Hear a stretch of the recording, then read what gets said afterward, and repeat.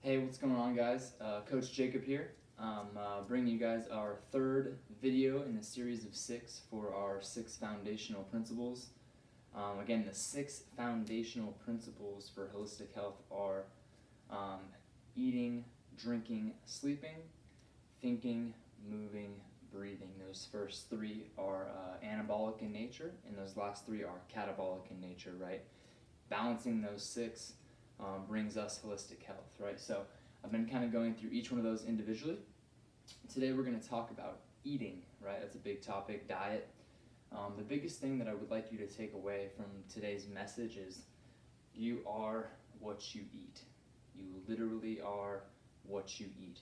What you put into your body gets broken down into raw materials.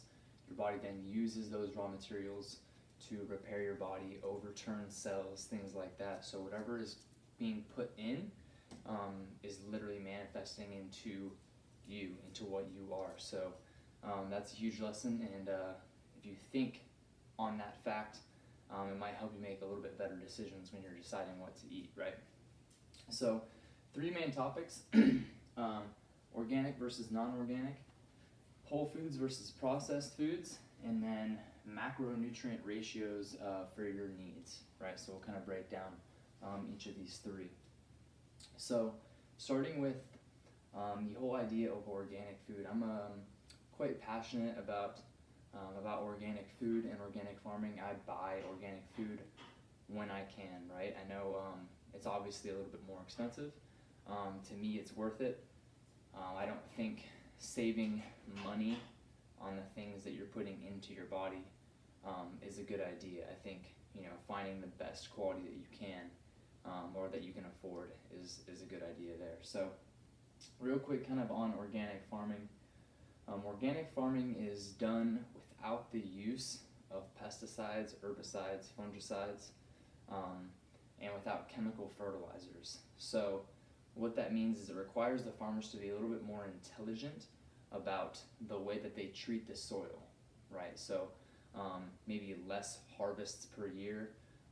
Maybe they're composting materials.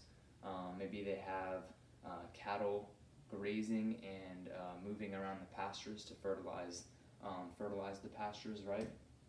So it requires a little bit more tender care for the soil and to keep the soil healthier and more alive with nutrients so that the plants can grow, right? Chemical fertilizers will allow food and plants to grow out of the soil even though the soil is unhealthy or stripped, right? So what happens is when we use chemical fertilizers to grow food out of soil that is not healthy, the food itself is not nutrient dense, right? There's not nutrients in the soil to translate to the food, so then our food is there, you get the food, but it's lacking nutrition. So if you go to eat an apple and you're really getting about half the nutrition that you would maybe 100 or 200 years ago, right, when the soils were a little bit healthier. So soil health is huge because it contributes to the micronutrient levels in the food, right?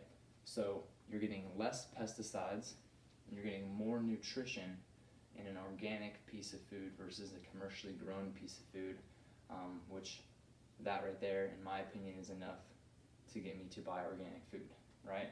And then the last thing I kind of wanted to talk about is voting with your dollar. Supporting organic agriculture will keep the soils and the earth healthy over time, right? It'll keep your body healthy.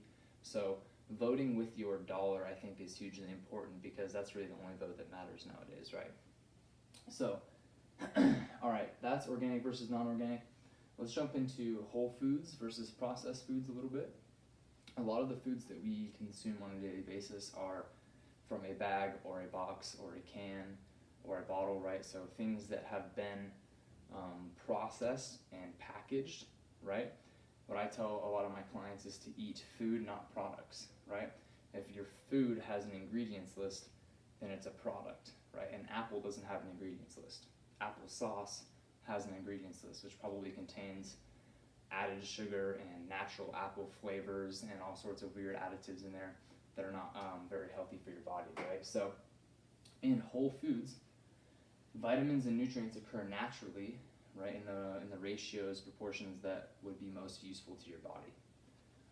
Processed food appeals to your evolutionary reward systems, right? Highly sweet, highly salty or satiating, different textures appeal to your taste buds.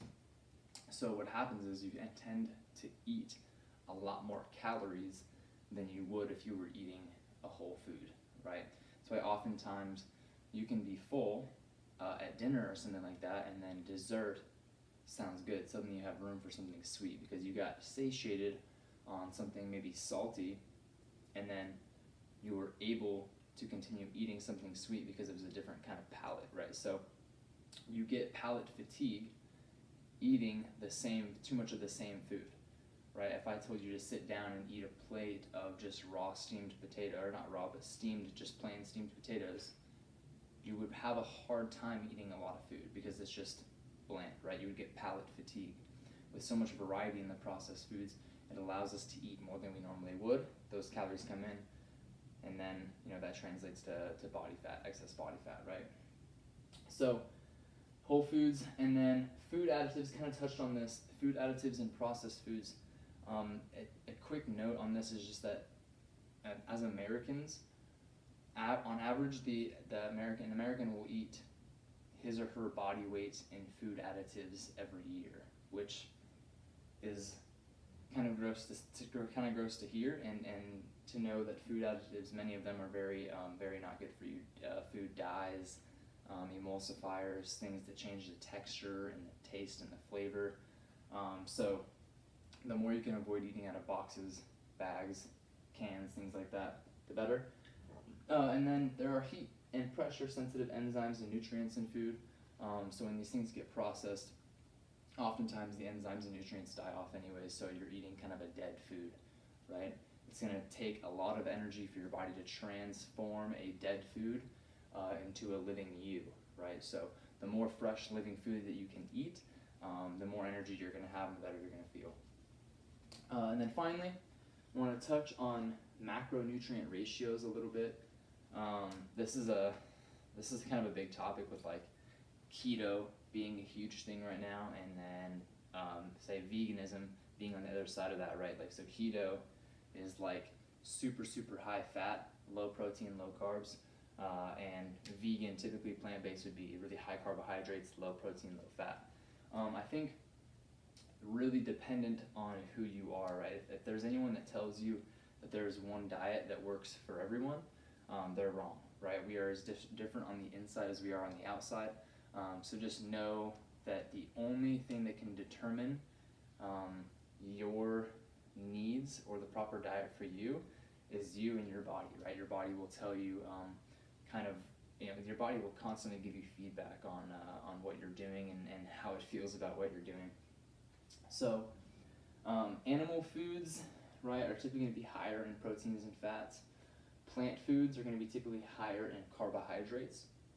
To figure out the ratio for you of plant foods to animal foods, it's going to be hugely dependent on your ancestry and your genetics.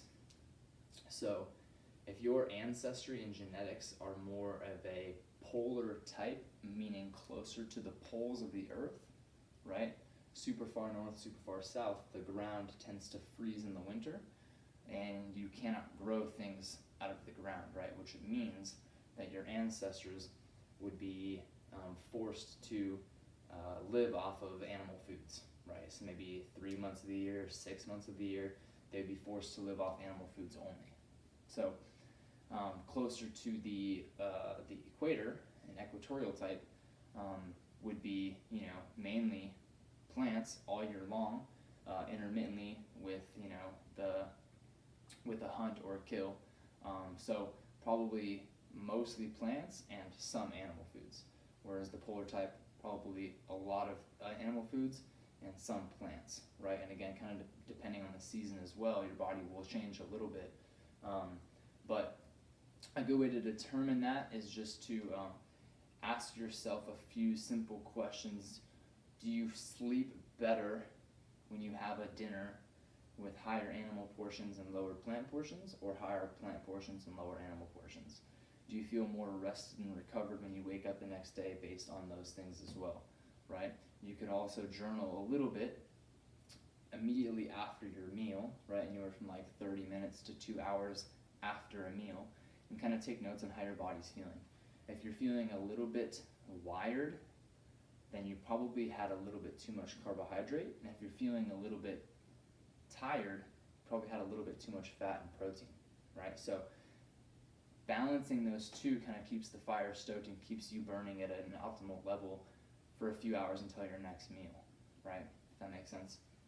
So polar type versus equatorial type, you can experiment with those things and kind of just see how your body responds, right? Paying attention to how your body feels and what your body is telling you is the best thing you can do to determine whether or not what you're doing is positive or negative for your body.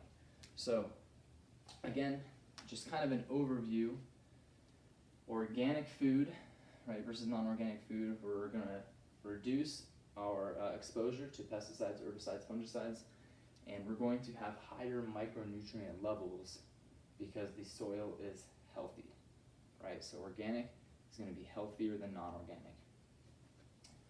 Whole foods versus processed foods. Whole foods have naturally occurring vitamins and nutrients that come together in certain ratios that are going to really benefit your body, right? And they're also not, they don't have the extreme flavors of sweet, salty, that are going to appeal to your body to make you eat more than you should, right? Whereas processed foods, they have those food additives that are a little bit unhealthy and allow the flavors to be changed, the textures to be changed to really appeal to you so you eat more than your body wants, right? And then for macronutrients, determining your proper ratio of carbs to proteins to fats is going to be really dependent on your ancestry and then just paying attention to your body, right? Figuring out what works best for you.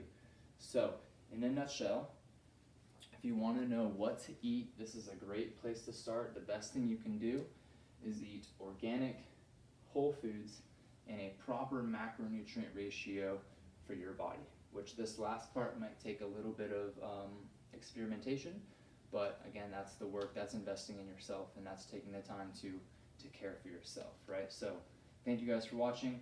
Eat organic, whole foods in your proper macronutrient portions, and you'll feel great, all right? Thank you guys.